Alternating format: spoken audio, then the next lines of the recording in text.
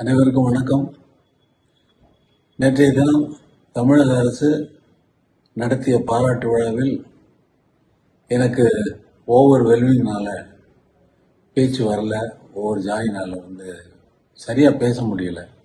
உள்ளத்தில் நினைப்பதெல்லாம் வெளியிலே வார்த்தையாக வருவது என்பது அந்தந்த நேரத்தை பொறுத்தும் சூழ்நிலையை பொறுத்தும் அமைகின்றதுதான் ஒவ்வொரு நேரத்திலும்.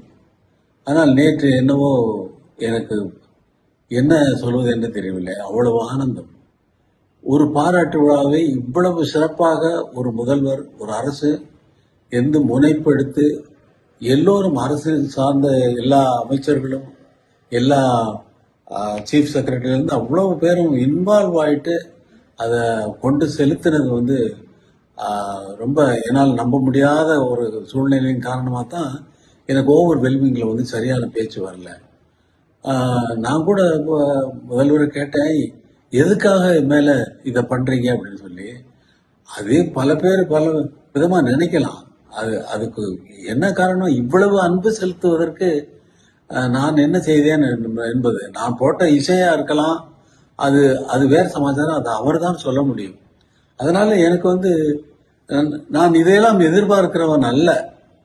அப்படிப்பட்ட ஒருவனுக்கு பாராட்டு விழா நடத்துவது என்பது இந்த சிம்பனியின் சிகரம் தொட்டதால் தான் அவர் அந்த பாராட்டு விழாவை அதை மிகவும் மிகவும் முக்கியமாக கருதி இருக்கிறார் என்பது இப்பொழுது எனக்கு புரிகிறது.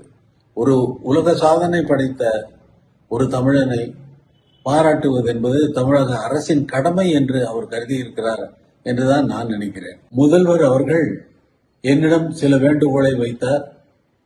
அதை சங்க தமிழ் பாடல்களை அவர் வரிசையா சொன்ன அந்த நூல்கள் எனக்கு கூட தெரியாது. 18 14 நூல்கள் அத்தனையையும் அவர் மனப்பாடமாக அல்ல, இயல்பாக அவர் சொன்னது எனக்கு மிகவும் வியப்பை அளித்தது. அதற்கு நான் இசையமைக்க வேண்டும் என்று அவர் சொன்னது, உங்களை தவிர வேறு யாரும் அதை செய்ய முடியாது என்று நான் நம்புகிறேன் என்று அவர் சொன்னது எனக்கு மேலும் மேலும் ஊக்கத்தை அளிக்கிறது. அதை நான் கண்டிப்பாக அவர் வேண்டுகோளை நான் நிறைவேற்றுவேன் என்று இங்கே சொல்லிக் கொடுக்கிறேன்.